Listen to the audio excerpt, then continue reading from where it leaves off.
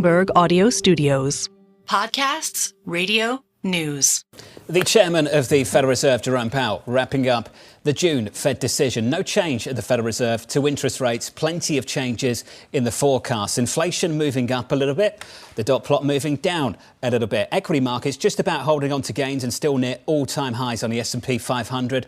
On the Nasdaq, we're still higher by 1.8%. The Russell up by 2.2%. If you turn the page and switch at the board and get to the bond market, this is where things start to get interesting. Yields were down by double digits at the front end throughout most of the morning and into the afternoon. We're now down by only 9 on a 2-year at 474.55. And if you take an intraday chart of the 2-year yield, this shows the story of the morning and the afternoon perfectly. I want to show you 3 moves. The first move was 8:30 Eastern time this morning when CPI came out cooler than expected. What you see on yields, drop. Easy to see. On the far right side of the chart, 2 moves I want to point out. One's at 2 p.m. Another is in the news conference. At 2 p.m., we had some forecasts. The dot plot came out, and we all wanted to know where the median dot would be. In March, it signalled, or at least implied, 3 cuts for 2024. That came down to 1. Yields started to climb. And then we all had a big question going into the news conference. Well, hang on a minute. Did they factor in the inflation report that came out this morning? And obviously, inevitably, Chairman Powell was asked about it. This is what he had to say. What's in the SEP actually does reflect the data that we got today, to the extent you can, reflect it in one day. I think we'll see PPI tomorrow. We'll know more about the PCE reading as the month goes on. But the initial CPI reading and its kind of first level translation to PCE, we did have this morning. We were briefed about it, and people were able to consider whether they should make changes. And it didn't look like many people made any changes, Lisa. And for that reason, that's why you see that spike higher, that little move higher again on a 2-year yield. Cue the confusion around the forecast. Well, is this by design in some levels? Basically, there were a number of Fed officials who got that CPI print and opted not to change their inflation forecast. Did they do so because they want more than 3 inflation reads to really gain confidence in some sort of disinflationary trend? Is it because, all things being equal, it's better to send a hawkish signal to markets that are eagerly looking for any opening to buy into any idea of a rate cut? All we know is that was a slight disappointment that's being reflected in slightly higher yields that have taken back about 5 basis points from earlier this morning. There's always going to be a big conversation about where the median dot is. But when these numbers came out, you were the first to point this out. The split amongst the policymakers elsewhere. TK, just to go through this again, for those of you just joining us, this is what we saw. Get away from the median. On the committee right now, the dot plot shows 4 policymakers who saw no cuts this year. Some anticipated just 1 reduction. That was 7, and 8 expected, Tom, 2 cuts. The Federal Reserve is kind of all over the place. Yeah, they're bifurcated. And what's important here is the dispersion is not smooth. It's like basically 2 camps. I thought Luke Kawa, of all people, had a wonderful tweet out on this, really pointing out the polarity that we see in the Fed as we stagger through the summer. I want to pick up on the labour market and talk a little bit about that. So on Friday, payrolls came in and it looked really hot. On the headline number, 272. But there's 2 surveys that go into payrolls. There's the establishment survey, payrolls. There's the household survey. That's the unemployment rate. Unemployment came up to about 4%. We all wanted to know, what weight would Chairman Powell put on the headline figure and how much weight would he put on the household survey? And he kind of said something like this. Sometimes it's difficult to reconcile the differences. Payrolls might be a little bit overstated. Makes more sense to look at things over the last 6 months or so, Lisa. Overall, the picture is strong and we've got a gradually cooling labour market. People really honed in on the idea that the payroll jobs growth may be overstated. That line caught a lot of people's attention at a time where he reflected the confusion that we all felt, which is the reason why some people said, we don't believe these numbers, we'll wait for the revisions. Nonetheless, this is why he's talking about a series of data points, and maybe is part of the reason why they aren't having much conviction, because this is just sheer confusion that we're feeling from the Fed. Do you remember when Diane Swonk used to talk about aspirational forecasts of the Federal Reserve? Let's have a look at unemployment together. 4% on Friday. This is where they see it year end. Median projection, 4% year end 24, 4.2% year end 25. Lisa, year end 2026, 4.1%. Now, I understand the Federal Reserve has a great influence on things. They can shape the events they anticipate. If they start to signal that unemployment is going to 5%, we've got a problem. And I think you see the market freak out. But to signal, based on your own projections, that we finish basically flat from where we are on unemployment by year end and climb to 4.2 by 2025, is that aspirational or realistic? You know, we said a lot of their projections were aspirational a year or 2 years ago, and yet they were correct. So I'm humbled to sit here and say that they're just purely aspirational when we have not seen the unemployment rate climb to such a significant degree. And they've actually had to decrease their expectation for unemployment rates just simply because the labor market was stronger than they expected. Now, I would argue that the idea of upgrading their expectation for inflation and keeping the same number of cuts, just pushing them back to a later time, raises some questions. And this was asked at the press conference. How do they accept that, given that they don't see the labor market breaking and that they want to get back down to 2%? How do we thread that needle? And that's a good question that I didn't really hear an answer to. Mike McKee's run out of the news conference and got in front of the camera for us. Mike, let's catch up with you. Chairman Powell, did he manage to square the circle in that news conference?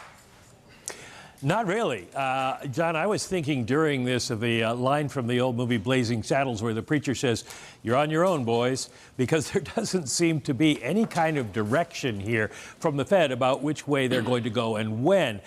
They're still their base case, as I mentioned in my question to the chairman, is that they're going to cut rates this year, but they don't see any difference at the end of the year between the economy now and the economy then.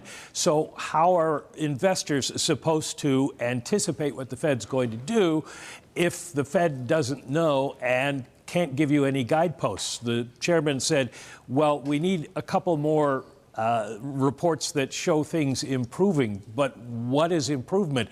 Last month, we saw the CPI change by about 1/10 of a point and the PCE changed by about 1/10 of a point. And Chris Waller said, well, that's not good enough. I give those reports a C+. So it's really hard to tell what's going to move them. Obviously, he's sort of signaling not July, but from September on, it's an open question. Mike, they want the convenience of a dramatic ex post decision. Maybe that's not the way the script goes this time. What will you watch in the data that allows them to get out front as they've never done before? Well, maybe the 90s, but basically that they've never done before. Well, basically, you want to see what they want to see, an improvement in inflation data, but how much is going to be the tricky part. We'll have to watch both what the market reaction is and what the data show, and then what they say in their speeches. At the same time, we will also be looking at the unemployment rate and job creation to make sure things don't go south there. Either one might push them one direction or another. I think that at this point, they're going to be as cautious as possible, but they do seem determined to get at least one cut in. Mike, a lot of people were asking, including both Mohammed and Bob Michael, whether the Fed officials really understood the CPI data and kept their projections. We got kind of an answer, but Seema Shah put it this way. If they did know that, maybe that implies that they need more than 3 months of softer inflation prints before they can be convinced to cut rates. Do we have any clear message from the idea that, yes, Fed officials had the information and, yes, they had the chance to change their forecasts, and no, they did not do it? Well, the chairman suggested that some people may have changed their forecast, but the majority didn't. It's not going to be extending the number of inflation data that they get. It's going to be more of the same that we saw today. It doesn't have to be maybe the same magnitude, but it has to be a continued sequence of slowing inflation for them to gain confidence. That's their magic word, is confidence, and they don't tell us what would give them confidence, but it seems like several more, one or two more maybe, would give them the confidence that they could start moving towards cutting rates. Mike, you're expert at the data, far more than I am. If you look at domestic final sales, take out the noise of trade, the world's agony, et cetera. If you look at domestic final sales, what's the run rate on the economy that they're going to be dealing with to July 31, September 18th, and near the election, November 7th? Well, we were still in that area, Tom, 2.8% in the first quarter. Still well above trend growth for that. And the Atlanta Fed GDP now is running above 3%. If you take that one and you take the first quarter GDP and average them, you're at 2.2% for the first half. So they're going to be dealing with, and they predict they're going to be dealing with, an economy that doesn't slow down at this point and doesn't affect the labor market at this point. And the interesting thing is they see core PCE inflation going up, but they're still talking about raising rates, or cutting rates rather. So it's a situation that kind of leaves everybody at sea here as to what it is they're actually going to do. If they wanted to advertise, listen to our speeches. This is a good advertisement for that. Yeah, Mike, I'm not sure if that one bites. Let's see if that works. Mike McKee, thank you, sir. Great work, as always, in the news conference once again. This is the calendar for the next month or so. So July 5th, you get another jobs report. Let's see if it looked like the one we got on Friday. July 11th, you get a CPI report. Back end of July, very last day of the month, July 31, another Federal Reserve decision. No questions really about July, Lisa, but I guess it was implied based on the forecast we got a little bit earlier. Basically, it seems like July is squarely off the table. It was not even a consideration. September, though, Jay Powell didn't even entertain that idea. He kind of hemmed and hawed. I don't want to talk about time frames. We don't want to be like, squared in, I'm given sure the fact Powell that we would want love to be this flexible. impression of him. Well, I He's mean, tuning in. honestly, that was exactly what he needed to do, right? Wasn't that kind of the goal that Bob Michael set out for him, was to do nothing? I mean, if anything, he had the most hawkish message relative to market expectations in a long time. So it was somewhat of a different Jay Powell than we've gotten in the past. But, he wouldn't really solidify anything. And that, I think, was by design, given their confusion. I think emphasis really matters in news conferences, of course. It matters. It's pretty straightforward. It's where he didn't put the emphasis. He didn't really put much emphasis on the forecast for economic growth, unemployment or inflation. Where he actually put emphasis was on the destination for the Fed dots. And I thought it was pretty interesting. So we were all sort of geared up to focus on 2024. Would the dot plot, the median dot, come down from 3 to 2, maybe to 1? It comes down to 1. But then you're looking out to 2025 and they give you 1 back. So they take 2 away and then throw an extra 1 in 2025. So really today, when you look at the dot plot, the ultimate destination, what's changed for the FOMC just in terms of the path for rates from here? Basically, that just the disinflationary trend is happening more slowly than they previously thought, but that at some point they will have the same trajectory just on a delayed time frame. And that was essentially what Jay Powell laid out today. And maybe on the margins, that's a bit more hawkish than the 2-year was pricing in before. I'm going to go to modest further progress. Modest is on the y-axis. I have no idea what it means. Further in progress, John, is exactly what you were talking about, which is what they're doing here is they're extending out the optionality of their timeline, their x-axis. Because to your point, Lisa, this disinflation, it is slower. David Rosenberg, not the next Rosenberg. David Rosenberg says eureka, but what they did today was extend out the x-axis with further progress. That's not in any textbooks. That's marketing baloney as far as I'm concerned. We can get to Jeff Rosenberg right now at BlackRock. Jeff, wonderful to catch up with you, sir. Let's get into it. What did you make of these forecasts, and can you square the circle for us?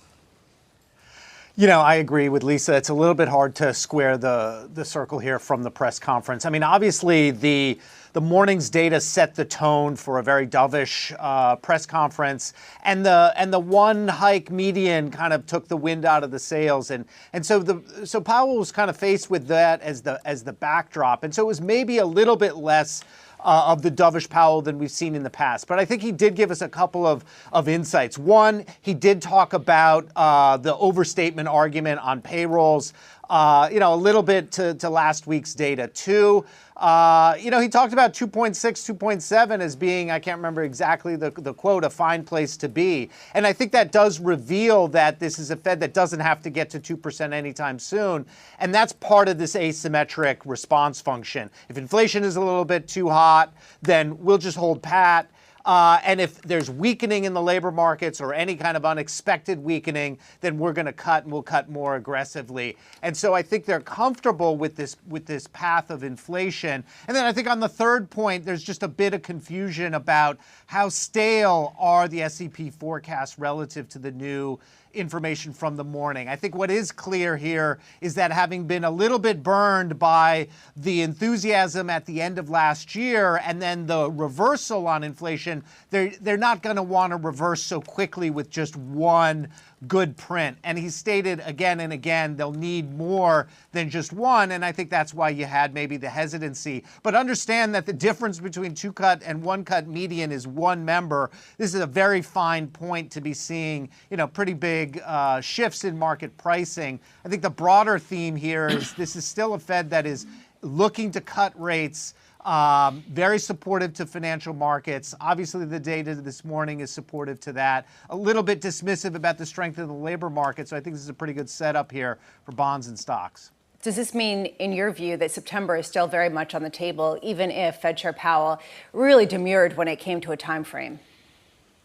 I do think it is, and I think obviously, this is the volatility that is what happens when the data lights the way, when you're completely abandoning forecast-based policy for data dependence.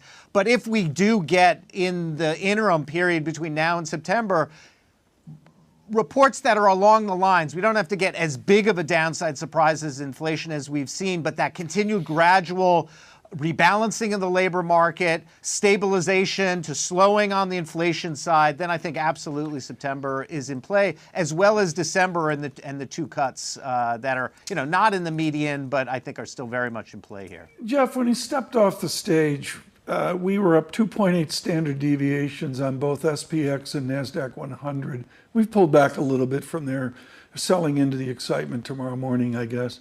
Jeff Rosenberg, simple. How do you invest in this? Do you just clip a coupon? Do you increase your cash level in this uncertainty? Is there an opportunity? Well, I think, as I mentioned, the opportunity here is that this is a Fed that is very asymmetric, and they're asymmetric with regards to holding policy flat in the face of disappointing data in terms of strength or policy progress on inflation, and then very supportive on unexpected weakening in the labor market.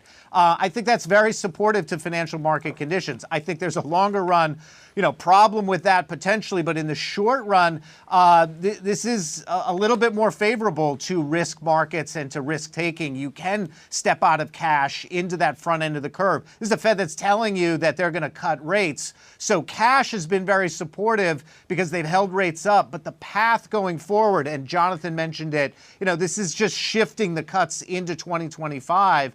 So you're going to lose the income by hanging out in cash. The belly of the curve for fixed income investors, the front belly of the curve, 2 to 5 year part. I think that's a very attractive part of the curve. I do think you have to start moving out into that part of the curve to lock in those rates. And the economy, to the comments on Mike McKee, GDP Now, the forecasting, above trend growth relative to the fears of recession. This is a very supportive market environment for credit. That's a carry argument. I think you can clip coupon there, take some risk there because the default risk is still very much low because the growth side of the economy is very strong. Jeff, stay close. I'll get you back in just a moment. I want to talk about 25 by talking about 24. There's 4 meetings left this year. July 31, September 18, November 7th, December 18th. I want to go to the November meeting. November 5th, there's an election. The day after, they kick off a Fed meeting. Michael McKee, we're all talking about forecasts for 2025. None of us have got a clue, have we, about what 2025 is going to look like? Well, you take a look at the dot plot for 2025 and compared to 2024, it's very, very spread out. There is no consensus at all. We pick a median for convenience and talk about it, and we say, okay, they're putting us up for 4 rate cuts next year. But really what the dot plot is telling you is they have no idea. And one of the reasons is we could have a completely different fiscal policy next year. And we have a lot of issues, including debt ceiling, the government funding, and the tax cuts that are going to expire that could change the economic picture tremendously. So I'm not going to tell Jeff Rosenberg how to trade that, but I don't think you can have a whole lot of confidence that what they're predicting today is going to be anything like what we'll be seeing at the November meeting. And Mike McKee, thank you, sir. Of course, the forecasts are always more instructive to really gauge the reaction function. That's what's important here, how they respond to incoming information. But let's just run with this. The forecast for 2025. Bramo, what are they worth, given how much could change in November onwards? Well, this is the reason why Bob Michael said, I'm in charge here. I'm a bond market investor, and I'm the person who sets the rates right now, not the Federal Reserve at a time where they are just as confused as ever before. I am curious, Jeff, what is your take on that? That right now we see big bond investors saying we're setting rates. The Fed is a bunch of confused people who are looking at the same data and equally confused as everybody else. We can look at supply and demand. We can react to all of the economic data. Sure, yields jump up and down, but we're the ones that are kind of the main guy in the room. I'm going to agree with Bob Michael very much so, especially when we're talking about the back end maturities and the term premium. This is a Fed that's going to get less into the business of setting term premium and influencing the maturity of rates and the difference between demand and supply, particularly as Mike McKee was just mentioning, we're going to have a big issue around fiscal deficits and their financing, and much more of that is going to be borne by us, the bond market investors, the private sector. So a lot more of that term premium, and then resetting that term premium is going to be dictated by financial markets. It's partly why I think the front end of the curve is a bit more attractive, because the term premium, you're going into that uncertainty with relatively low, yes, we're off the historical lows, but relatively low compensation for both term and inflation premium.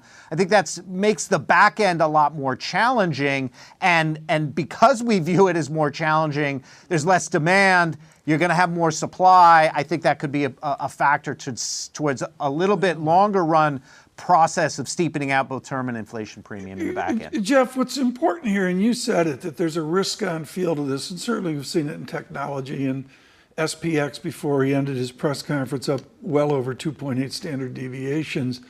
Is the answer here, Jeff, that everything is just plain solid? There isn't the polarity of a boom economy or doom and gloom. It's just a solid American economy? It's pretty solid, Tom. I mean, when you look at that domestic demand component, and it's so solid that, last Friday when I was on, we talked about the question that was asked a bit today, how restrictive is policy really? You're not really seeing it in the economic slowdown that you'd otherwise expect outside of the interest rate sensitive sector. So for risky assets and for credit, as I just mentioned, I think that's a good thing. So I do think that the strength of the economy here helps to underwrite some risk taking in a broad sense.